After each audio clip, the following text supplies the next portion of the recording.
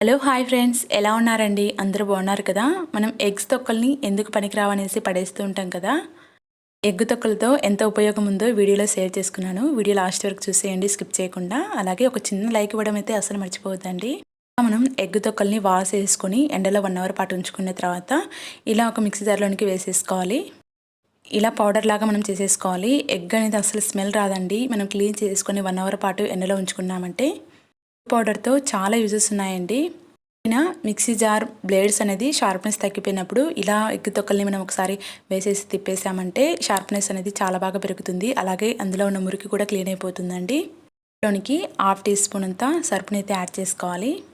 రెండింటిని మనం ఒకసారి మిక్స్ చేసుకొని ఇలా మనం బాత్రూంలో మగ్స్ అలాగే బకెట్స్ అనేది యూజ్ చేస్తూ ఉంటాం కదా. మనం మంత్లీ 1 టైం అయినా కానీ ఇలా క్లీన్ చేసుకోకుండా అలానే పెట్టేసామంటే ఇలా నాచులాగా వచ్చేస్తూ ఉంటుంది. అలాగే ఈ పౌడర్ని మనం స్టోర్ చేసి పెట్టుకున్నామంటే మనకి ఎక్కడైతే నాచులాగా ఉందో అది ఈజీగా క్లీన్ చేసేసుకోవచ్చండి. ఇక్కడ నేను స్క్రబ్బర్కి తీసుకొని కొంచెం ఇలా పౌడర్ని తయారు చేసి పెట్టుకున్నామంటే మనకి ఎక్కడైతే నాచులాగా ఉంటుందో అక్కడ మనకి సింక్లో కానీ క్లీన్ చేసుకున్నామంటే చాలా పర్ఫెక్ట్గా క్లీన్ అయిపోతుంది.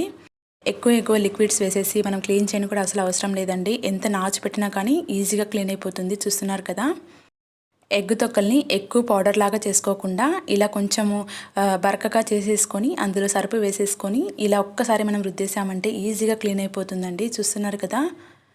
లిడ్స్ కూడా వైట్గా వచ్చేస్తూ ఉంటుంది కదా, సోప్ మార్కులు పడేసి ట్యాప్స్ పైన ఇలా ఒక్కసారి ఈ పౌడర్తో క్లీన్ చేసుకున్నామంటే చాలా ఈజీగా క్లీన్ అయిపోతుంది. ఇక్కడ మీకు ఇదంతా వాష్ చేసి చూపిస్తాను.